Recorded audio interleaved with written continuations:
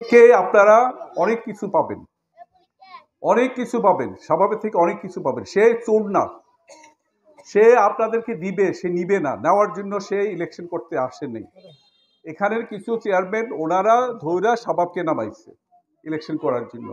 তো সেই জায়গাতে শাবাবের এই সুবর্ণচর, আমি মনে করি এই সুবর্ণচর বাংলাদেশের একটা মডেল চর, মডেল উপজেলা হিসাবে এই সুবর্ণচরে হবে।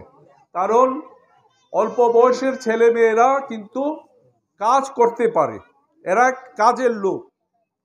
আমার বয়স যখন 25-26 বছর ছিল, তখন আমি আমার গার্মেন্টস ফ্যাক্টরি শুরু করি। গার্মেন্টস তখন আমার ওয়ার্কার ছিল 1500 ওয়ার্কার। আমার বয়স তখন 25-26 বছর। এই 25-26 বছর থেকে আমি ব্যবসা শুরু করি। আমার এখন বয়স হচ্ছে 66 বছর, প্রায় 66। আমার জন্ম 1958 সালে। তা আমার এখন বয়স 66 বছর।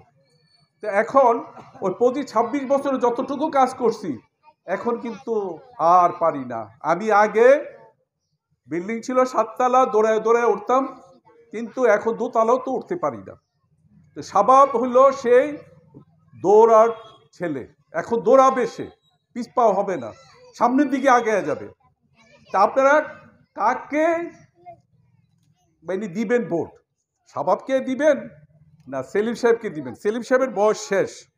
যেমন আমাদেরকেও বলে, আমাদের অনেক বন্ধু বলে, ওই বেটা আমাদের তো এক পাও অলরেডি চলে গেছে কবরে, আর আমরা আর কয়দিন। স্বাভাবিক, আমার এই বয়সে আমার অনেক বন্ধু মারা গেছে। আমার সবচেয়ে ছোট ভাই, সেও কিন্তু মারা গেছে 55 বছর বয়সে, এই 2020 সালে কোভিডের সময়।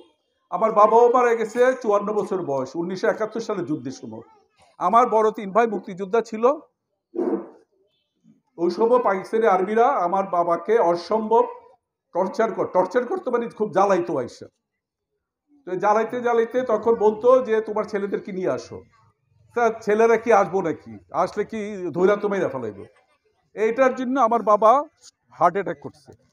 হার্ট অ্যাটাক করে আমার বাবা 20 ঘন্টা পরে হাসপাতালে মারা গেছে 1971 সালে 29শে নভেম্বর।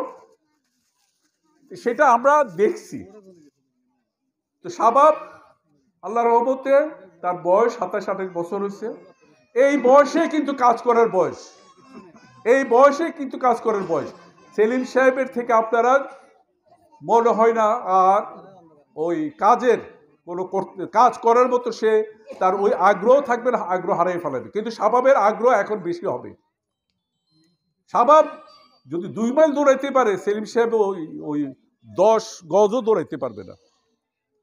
তো আমি আপনাদের কাছে অনুরোধ করব, ভয় করবেন না। অনেকে বলে আমরা সনাতন ধর্মের লোকরা আমাদেরকে ধমক দেয়, আমাদেরকে ভোট কেন্দ্রে যাইতে মানা করে। এটা কখনো মনে করবেন না। দেশ সবাই, সে হিন্দু হোক মুসলমান হোক, আমাদের জন্ম কিন্তু আমাদের কুমিল্লা শহরে হিন্দু পাড়াতে। আমাদের ম্যাক্সিমাম বেশিরভাগে বন্ধু আমাদের হিন্দু। আমরা দুর্গাপূজাতে সময় নাচি, আবার হেরা ঈদের সময় আইসা আমাদের সাথে ঈদ করে। তো এখানে কোনো ভেদাভেদ বলতে কোনো কিছুই নাই। আমাদের কুমিল্লাতে দেখছি, আমাদের পাড়াতে দেখছি। আর আমি মনে করি এখানেও ভেদাভেদটা কেউ যেন তৈরি করতে না পারে। কিসের ভেদাভেদ তৈরি করবে? একটাই আমাদের আইডেন্টি, মানে আমাদের একটাই আইডেন্টি হইল আমরা জাতীয়তা কি, আমরা বাঙালি, আমরা বাংলাদেশি। এখানে কিন্তু এটার উপর আর কিছুই নাই। কোনো মতনে ভয় পাবেন না কাউকে। কিসের ভয়? কিসের ভয়? আইন সবার জন্য আছে। আইন কিন্তু লেখা নাই যে হিন্দুর আইন একরকম, মুসলমানের আইন একরকম। আইন সবার জন্য সমান। সে রাজা হোক, সে প্রেসিডেন্ট হোক, সে প্রধানমন্ত্রী হোক, সে এমপি হোক, সে চেয়ারম্যান হোক, আইন কিন্তু সবার জন্য সমান। তা আমি কিন্তু রাজনীতি যেহেতু করি না, রাজনীতির সাথে আসি, দেখি। আমি আপনাদের কাছে অনুরোধ করব, আপনারা আপনাদের যত আত্মীয় স্বজন বন্ধু বান্ধব যে যেখানে থাকুক, সে মুসলিম হোক সে হিন্দু হোক, সবাইকে নিয়ে সকাল থেকে ভোট কেন্দ্রে চলে যাবেন। কারণ আগে ভোট দেওয়াটা সবচেয়ে ভালো, যেহেতু গরমের দিন। সকাল 7টা 7:30টার সময় ভোট কেন্দ্রে চলে যাবেন। 1-1.5 ঘন্টার ভিতরে আপনারা ভোটার একটা কার্ড থাকে, ভোটার একটা স্লিপ থাকে, ওই স্লিপটা সাথে করে নিয়ে যাবেন, তাইলে আপনাদের সময় নষ্ট হবে না। সাথে সাথে আপনারা ভোট কেন্দ্রে ঢুকতে পারবেন। যারা দায়িত্বে আছে আমি ওনাদেরকে অনুরোধ করব আপনারা আপনাদের ভোটার স্লিপ সাথে করে নিয়ে যাবেন। আর আপনারা ভয় পাবেন না, এটাই আমার অনুরোধ। আপনারা ভোটার স্লিপ সাথে করে নিয়ে যাবেন।